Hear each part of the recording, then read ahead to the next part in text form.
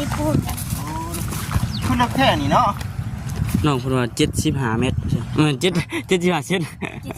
วิดีโอ75 เมตรป้าตัวคำย่านนี่เนาะ75 เซนเด็กก็ดีได้คือดึกเนาะพูดใกล้เลยโอ้ยันมันนั่นนี่โอ้เสาเพิ่นก็ยาวเติบได้บ่จิตนี่อันนี้นะมันเป็นขี้ดินนั่นพี่น้องเอ้ยขี้ดินไม้เนาะเห็นบ่มันบ่ได้แข็งแม่นบ่เจ้าขุดอยู่บ่บ่ได้แข็ง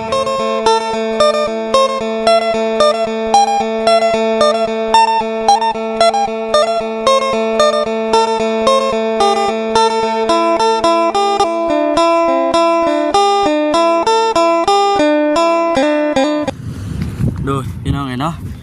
เอาทักทายสบายดีเด้อพี่น้องเด้อเนาะทักทายสบายดีกันเบิดสุขคนพี่น้องพ่อพบเจอกันที่เก่ามื้อนี้ก็ได้พี่น้องเนา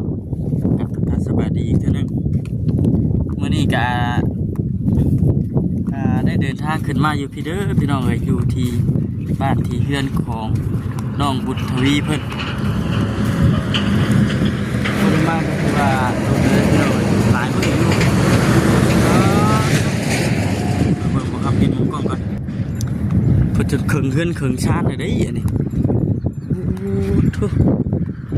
เอาดินเอาหยังมาถมเรียบร้อยนะพี่น้องเอ้ยเนาะแล้วก็มี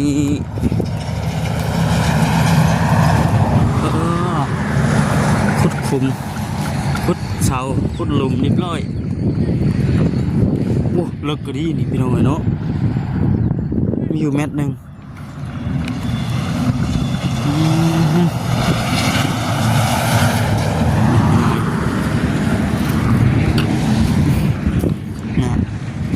โอ้เลิก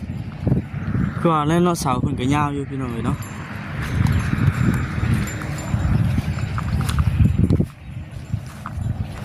ปอดเขื่อนเพื่อนเป็นทีเรียบร้อยเขื่อนบ้านเป็นทีเรียบร้อยพี่น้อยเนาะเฮซ่าเป็นกระปุกเล็กลานี่แหละอยู่เอาหน้านี่แหละเห็นว่าเทียนก็ได้เพื่อนว่าเสร็จ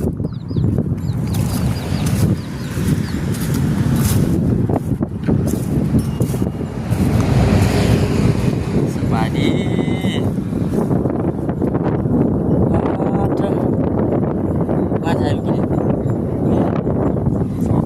มาจะสากโทรศัพท์บ่ตั้งมานี่แหละตั้งมาดินน้ำนี่แหละแม่มาดินนี่นะประตูใช่ฮะรับไปขายกับไพ่เอ้าไพ่โจรบุรีเบลเลยเราเฮ็ดเองเราไปเอาน้ำเขามาขายต่อโอ้หาเราขายไปเลยกับไพ่อยู่ไหนกับไพ่เขาด่างไพ่ขีด7นี่เอาเลยไปเราขายไปเลย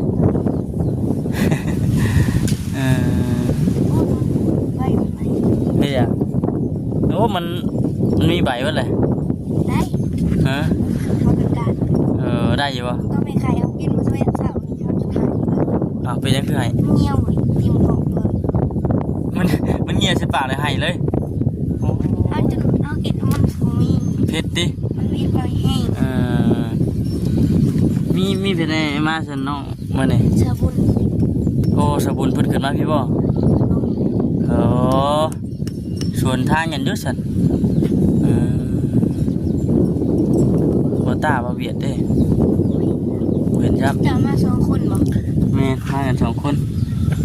น้องยังนะลืมชื่อไปเลยน้องสายฟ้าเวลามันแข็งบ่มาเนี่ย2 คนขึ้นมาหลายคนตะกี้หลายคนอยู่แต่ว่าหยุดน้ำเลยบริมาวันนาบริมาเพิ่นหยุดมาเนี่ยกินทอดเพิ่นบ่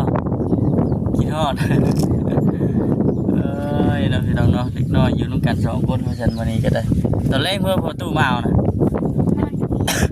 เอานอนอยู่พี่เลยบ่บ่เนี่ยโอ้เพิ่นมากขึ้นบ่ได้ไม่ใช่บริ เพิ่นมาเคืองว่านนี่ โดยมันเห็นเลย เจ้าก็มาบ่วาน เขานอนอยู่ผิด3 มื้อเล่นสิ โอ้เอ้านอนกัน2คนนี่บ่น้องสายฟ้าสบายดีมานั่งพี่นะน้องสายฟ้า บ่เลิกหนึ่งแสดงว่า70 บ่ฮอดเม็ดบ่ บ่ฮอด70 70 เซน 75 เซน โอ้ยังอีก5 เซนเนาะเว้ยยังอีก15 25 25บ่คำไปเลยเนาะโอ้เลิกเติบอยู่ได้พุ่นเชียเทือนมาได้2 ชั้นบ่ได้ว่าเพิ่น เพื่อนแบบ โอ้งามได้แบบนั้นน่ะนอนอยู่นี่2 มื้อ3 มื้อ4 มื้อแรกนี่เพิ่นว่าซั่น โอ้บ่หลายเท่นี่น้องดูดิมันจะบ่นี่แม่นบ่ แม่น สบายดี สบายดีเด้อพี่น้องเอ้ยเนาะ เรานั่งอยู่พี่ปุยันนั่นน่ะบุ้งบ่บุ้งใส่คอ โก้ไว้นี่ นะ กับโก้ กับโก้บ่ อยู่กับกูผู้อลีบ่น่ะ อาจารย์เห็นไหม แม่น อาจารย์ใด มันจะ แม่น บ่แม่น บ่จัน เราบ่เคยมา บ่จันน่ะบ่เคยมา โอ้แม่นอยู่หัวจันทร์ บ่จันเสื้ออ้ายนี่ เนาะบ่จันคือหยังนี่เอ้าบ่ชื่อโอ้ขนมนี่แซ่บเด้ขนมมันมีน้ำจิ้มน้ำแม่นี่เนาะเคยกินด้วยขนมโอ้ลองเบิ่งมีน้ำจิ้มน้ำมาแกเบิ่งดูน้องสายผ้า เขามาจะดี มัตเตอร์เดนนี่ใส่น้องสายผ้านะ เพื่อนรักป่า ลองแกเบิ่งดู เอาพอได้ไปนี่ไปกับสัตว์ เจ้าไปใส่โทรศัพท์ เกี่ยวไม่ไผอยู่ดอกนะเนาะ ที่ว่าบ่มีใครอยู่ให้ประตูเลย พูดรับประทานก็ไปใส่ เราไปหาเลาะขายกับไผเซ็ก ก็ไปใส่ ไปเลย ก็ฮู้ว่ากับไผไปได้ ตู้จุดสูบยา เราเฮ็ดเองบ่ ต่อเราไปเอาอยู่หาราคาต่อ ก็ไปใส่ ไผขี่เท่าธรรมดานี่เนาะ ไม่ขี่ หาเราขายเอ้าเนาะเอาล่ะโดยซื้อมาต้อนน้องๆเพิ่นก่อนเนาะบ่ได้มาแต่หึงแต่จื้อโย่บ้าเองก็ คิด บ่าวนั่นนี่ฮะ ครับ บ่ตายังบ่ทันขึ้นมาบัดนี้ก็คือว่าน้อยเองก็บ่ได้ขึ้นมาแต่หึงแหละ แม่น เสาเพิ่นสิยกเสาเมื่อใดครับน้อง วันเสาร์ วัน เสา เสาร์ ร์เก้า ใกล้นี่เนาะมื้อนี้ก็เสาร์6 จำคือจะ8จะ9อีก3มื้อ เสาร์7เสาร์8เสาร์9อีก3มื้อเนาะ เสาร์คุณยกอีก3 มื้อ เสาร์9 อืม อีก3มื้อได้แซ่บอยู่บ่ มารียังบ่ขึ้นมาบ่ บ่ดีนะสร้างเพิ่นบอกให้เอาปูนมา แม่นบ่ เลย2 เพิ่นเว้าอันใด อืม เพิ่นก็สิมีเบอร์ติดต่อกันอยู่แล้วว่ากับสร้าง สร้างเพิ่นไปเฮ็ดเพื่อนอยู่ในบ้านนี่ก็ได้เฮ็ดหลายบ่อน อืมเฮ็ดหลายบอน ผู้ที่รับงานนี่คือทางไอดีบ่ โดย ไอเตียงเด้โอ้ตัวไอเตียงรับเตียงหลายแน่เนาะ แม่น เป็นปัจจุบันก็บ่ได้ค่อยเบิ่งคลิปทางง่ายๆเพิ่นแน่แต่ว่าคือน้องเพิ่นว่าทางไอดีเนาะทำงานแต่ว่าเพิ่นบอกว่าจะได้ปูนบ่จะประมาณจักสอบ 2อันนี้มี3 เฮ้ยเอาไอ้เทตีนเสาบ่ โอ้ยเนาะเลือดมี3วันปกเดือน มีสอง มี2เอาอีก2 มีสองบ่ เป็น4 เราเอาอีก2เทเบ่ได้แถวแล้วบ่ได้น่ะเทลงพื้นนี่ แล้ววันไหน เอ้าเซฟบ่ล่ะ เท่ เนาะ เซฟไปให้อ้ายกินได้แม่ เท่เมื่อวานนี่ เทเมื่อวานนี่บ่ โดย มื้อวัน วันเสาร์ เสาร์เป็นปะทางไปเนาะแต่มันตรงกันกับบ้านเพื่อนน้องไม้เด้เนาะ โอ้อยู่บ้านน้องไม้กัน อยู่เมย์เพิ่นเด้จักชีว่าจังได๋เบิ่งน้องเบิ่ง อืม โอ้โตคักเด้อพี่น้องเด้อเนาะพูนขึ้นข้างแน่นี่เนาะแม่นบ่มีรถทีมงานบ่แม่นเดี๋ยวนี้เนาะ รถเจ้าเอ้ยรถจักรวาลตา มีแต่รถบ่จิตกับรถบ่ตานะสิว่าแต่งแน่พี่น้อง แต่งก็แต่งย้อนมันบ่คือเพิ่นเนาะ รถของง่ายเพิ่นบัดรถเพิ่นมีเงิน แม่น เงินพอซะมาได้ค่ะเนาะเงินพอเพิ่นก็ได้ เอาแบบสมบูรณ์แบบตัวจิตเองก็แห้งคักเนาะจื้ออยู่บ่มาทวีตรงกิน จื้อบ่จื้อรถเบาจื้อบ่กินจื้อเนาะจื้อบ่ป้ายมันป้ายทะเบียนอะไร จืดครับ เปลี่ยนใหม่ได้เนาะบัดนี้ เรียนใหม่อีกเลย 9052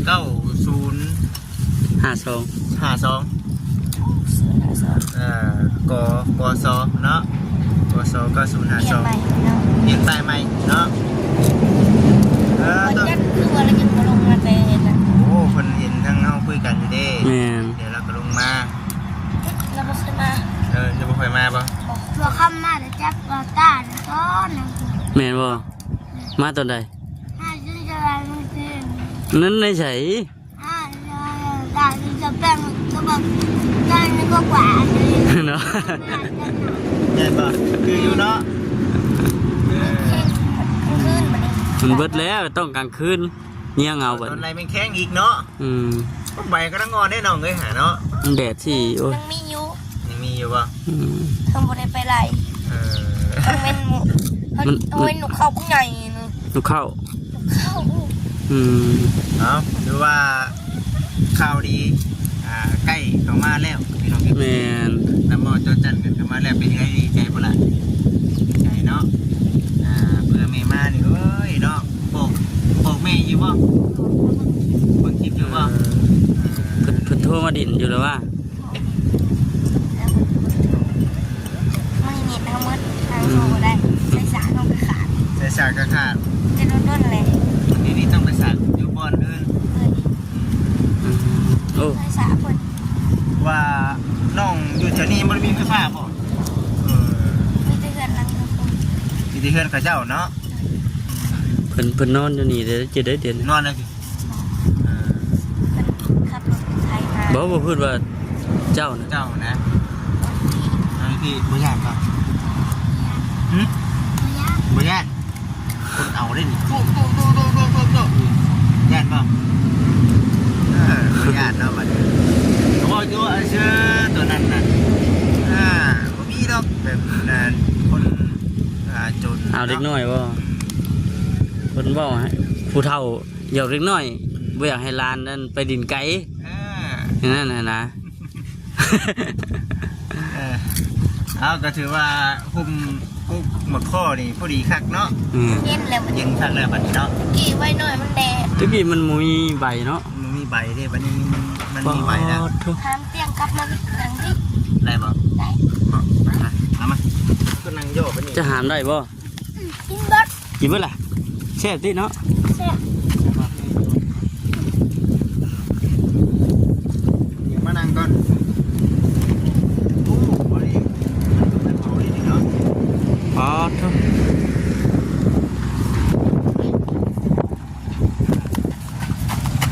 โอเคบ่ครับบ่โอเคนั่งเสิร์ฟหนึ่งเนาะมานั่งเบิ่งบัดนี้โอ้คืออยู่ได้พี่น้องเอ้ยคือเจ้าคนนั้นบ่น่ะปลูกอ้อยบ่น่ะ ใส่ปู สิปุ๋ย ปุ๋ยอ้อย นั่งครับเนาะเจ๋งบ่ครับ ใช่ ใช่บ่ น้ำที่กินปัสสาวะลง ประสาทลงก่อน เอ้า เป็นยังไง หมดบ่โอ้ยมีขี้เหงื่อเอาเด้อจอก เดี๋ยวเด้อ เอา เดี๋ยวมานั่งบัด นี่เลยพี่น้องเลยเนาะก็ถือว่าได้พากัน เพิ่นไปนั่ง มาเบิ่งเนาะ เอา เอ้าบางคนสินั่งก็เดียวให้ทั้งน้องบุญทวีป่ะน้องบุญทวีป่ะพาบ่าวไปเบิ่งเพื่อนป่ะเบิ่งเพื่อนก่อนเนาะเบิ่งเพื่อนก่อนเนาะเพิ่นเฮ็ดมื้อวานนี่บ่เนาะเฮ็ดมื้อวานนี่ พอดีให้หน้าให้หนึ่งเลยเนาะ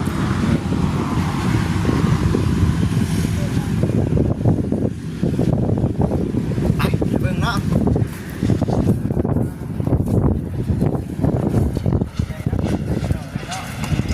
บ่ได้มาแต่หึงเดี๋ยวใหญ่น้องเพิ่นพาเราว่ากันนี่เชื่อบุญน่ะมันบ่พอน่ะก็ว่าสิใช้พุ่นเนาะสิใช้แกก็ เทเสา ได้เช้า ที่ยืนเสาเย็น จบ นี่เฮ็ดโดยเฉพาะได้เนาะ นี่เห็นไว้เฉพาะนี่ เฮ็ดบอลเทนบอลก่อยปูเนาะ ไปปู ก้อยปูนเมื่อวานนี้นะมันแข็ง บอลเป็นก่อยเด้ ข้างหน้าอันนี้ปูนกัน คุณนักแท้นี่เนาะ น้องเพิ่นว่า75เมตรมัน75เซน 75 เซน วิดีโอ75 เมตรป้าตัวคำญาตินี่ เอ เนาะ อ75เซน เรื่องก็ดีได้ เออ คือดึกเนาะ พูดใกล้เลย โอ้ยันมันนั่นนี่ โอ้เสาเพิ่นก็ยาวตึกเด้บ่จิต นี่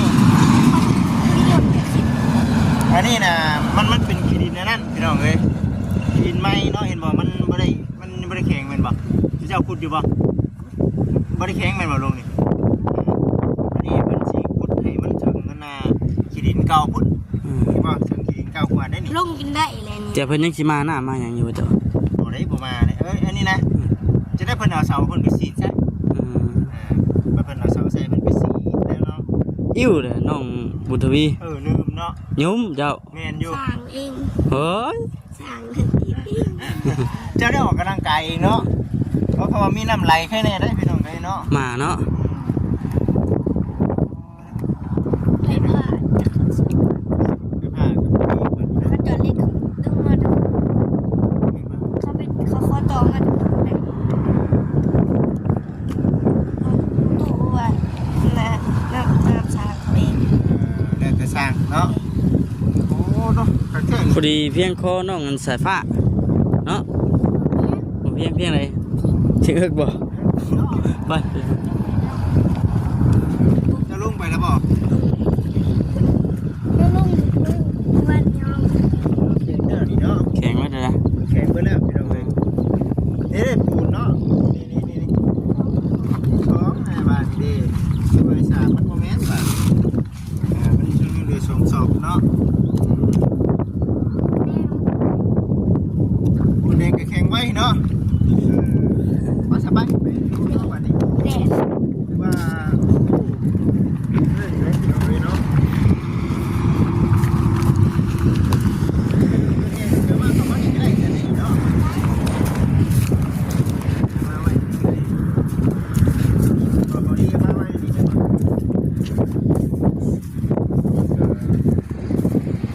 มาดิเด็ดเนาะเด็ดจ้าอีกทีเอาดีใจน้ำเด้อดีใจน้ำมือวันเสาร์เนาะวันที่29 แม่น 29แม่นบ่ครับวันเสาร์ที่29 ไหลเบิ่งมื้อนี้มัน นี่ที่26เนาะวันนี้เนาะ11 19วันนี้ก็วันเสาร์แม่นแล้วมื้อวันเสาร์มื้อวันเสาร์เป็นมื้อย่อ อืม แต่ว่าทางไงดียังไม่ได้ขึ้นมา แล้วอะไรที่สุดสิคน แต่ว่าปูนก็ต้องน้ำเล่าเลยเนาะ เออแล้วสิขึ้นเสปนบ่ นั่นแหละบางจิตก็ว่าอุ้ยอยากขึ้นไปน้ำดิพี่น้องจักว่าพอได้จะ2-3 คืนเนาะมาคำเนาะ เพราะว่าไปพุ่นแบบเฮาสิว่าจังไดล่ะ คือมันมีครอบครัวที่แบบ หลาย ลำบากแบบพี่น้องลำบากไอ้นี่ถ้าขึ้นไปตอนนั้นก็มีอยู่ครอบครัวหนึงแต่ว่าบ่จิตบัดบ่มีมุกที่ว่าเฮาสิไปซื้อสังกะสีให้แล้วน้อยๆดอก เพื่อนหลังที่ว่าเฮาเข้าไปตอนนั้นบ่ แม่น รถสิไปฮอดรถเจ้า ๆได้บัดนี้นะมันมีตีนนะเปลี่ยนตีนใหม่เลย อ๋อมันจะมาบัดมันลงห้องลงหยังนะ ใหญ่แล้วตะกี้ตีนน้อยนี่รถใหม่นะเอาตีนน้อยๆเอาไว้นั่นน่ะเฮือนน้อยๆเนาะ แม่น เพิ่นก็อยากได้สังกะสีอยู่นะว่าเฮาไปถ่ายหรือว่านี่ครับ FC เห็นมันหลายครอบครัวพี่น้องเอ้ยครับว่าเฮาได้ขึ้นไปทางนั้นนะถ้าขึ้นไปทางนั้นมันหลาย หลายเคสเนาะ มันหลายคิดทุกข์เขาเจ้าก็โอ้ลำบากอีดีแบบนี้นะ เพื่อนก็แบบ แม่ สังกะสีจนเพิ่งน้ำก็มีเนาะ เลยว่าโอ้ยเนาะอยากมีโอกาสได้ขึ้นไปนี่เนาะนอนจัก4-5 มื้อนี่บ่ครับไหวบ่ ได้บ่สมมุติว่ามีงบขึ้นไปนี่4-5 มื้อไหว เพื่อนมีงูขึ้นไปได้อยู่ เออ 4-5 มื้อดีทิศหนึงพอดีเลยนะ ไปเนาะ ตั้งไป มารีเราขึ้นต้นเมือ อืม มารีเราขึ้นหอดกว่าเดือนหอด กลับไปกลับมา มารี แม่ งเขาเองกับโบยะพี่น้องเนาะกลับไปกลับมาก็คือกันเพราะว่านึงมาอยากให้กับทางFCได้กินหลายๆม่วนหลายๆครอบครัวนะเนาะว่าเนี่ยคือเพิ่นไปตามที่ว่าทางพระผู้ใหญ่เพิ่นมอบหมายงานให้คือทางเขาเองเหมือนพระผู้ใหญ่เพิ่นบ่ได้บอกแน่บัดเอาบัดประจักษ์คุมสิเด่นไปพี่น้องเอ้ยเนาะตัวนี้นะสำคัญเนาะเลยว่าเอ้ามาหาทางน้องๆเพิ่นแถวใกล้ๆนี่แหละเวียนมาพอได้ถ่ายคลิปให้กับ FC ได้เบิ่งได้ชมกลับไปกลับมาสิแหละว่าซั่นขึ้นไปบ่ขึ้นไปเนี่ยอยากขึ้นอยู่บ่เสื้อผ้าเด้เป็นยังไงหมูขาดวันนี้ขี้ดื้อได้นี่เนาะหมูเป็นกีด้านได้ยังกินก็เขานะกินไก่พี่บุญเพิ่นมาพี่บ้องมาดิส่วนทางเห็นแล้วครับเนาะเราไปกันเดี๋ยวเห็นแล้วเว้ยสเตลแล้วก็ไม่ว่าได้พี่น้องไอ้น้องที่จะว่าได้บอกคำได้อยู่บ่เพื่อเดียวให้ทั้งบริจาคเพิ่นเนาะเอาลมนั่นเนาะถ่ายหรือว่าจะว่าเรามีเบียกสิบ่นำมาจักเราบ่ได้มาจะชิมเมื่อไรจะชิมเมื่อไรยูเห็นได้แสนเนาะจะหน่อยเพื่อนแหละจะหน่อยเดี๋ยวสิเมื่อเพื่อนเดี๋ยวเขามายังอยู่ยังไม่ทันได้เมื่อหรอกเมื่อไวดิมาเป็นเดียวจะหน่อยเดี๋ยวไปนั่งดินอยู่ด้วยก่อนให้ทั้งบริจาคเพิ่นมาดูน้ำเด้อมาสมัครนั่นเด้อFCเลยเนาะกับปากเพิ่นก็ได้เนาะยังอยู่ยังจะได้กลับเดี๋ยวให้ทั้งไงเพิ่นมาโอเคเนาะสบายดีเด้อไปพี่น้องเอ้ยเนาะบัดนี้ไปก็จบคลิปกันเด้อพี่น้องเด้อ